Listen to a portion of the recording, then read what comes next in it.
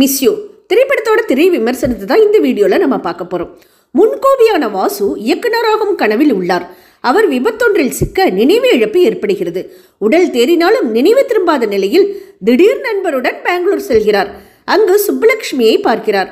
அவரின் அழகிலும் நேர்த்தியிலும் மயங்கும் அவர் தன் அம்மாவிடம் சுப்புலட்சுமியின் போட்டோவை காண்பித்து இவள்தான் உன் மருமகள் என்கிறார். போட்டோவை பார்த்து அவர் ஷாக் ஆகிறார். இந்த பேரதிர்ச்சிக்கு என்ன காரணம்?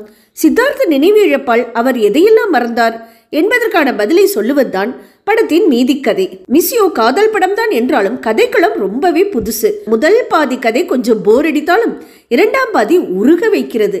இந்தியன் 2வில் பார்த்த அதே சித்தார்த் முதல் பாதியில் புயலாகவும் இரண்டாம் பாதியில் பூவாகவும் வருகிறார். காதல் காட்சிகளில் அசத்தியுள்ளார். இவருக்கு இணையாக நடித்துள்ளார் ஆஷிகா.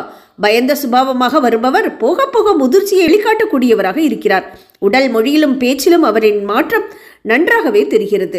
நண்பர்களாக வரும் கருணாகரன், பால் சரவணன், லொல்லுசபா மாறன் செய்யும் காமெடிகள் அட்டகாசம். இதில் மாறன் தனித்து தெரிகிறார்.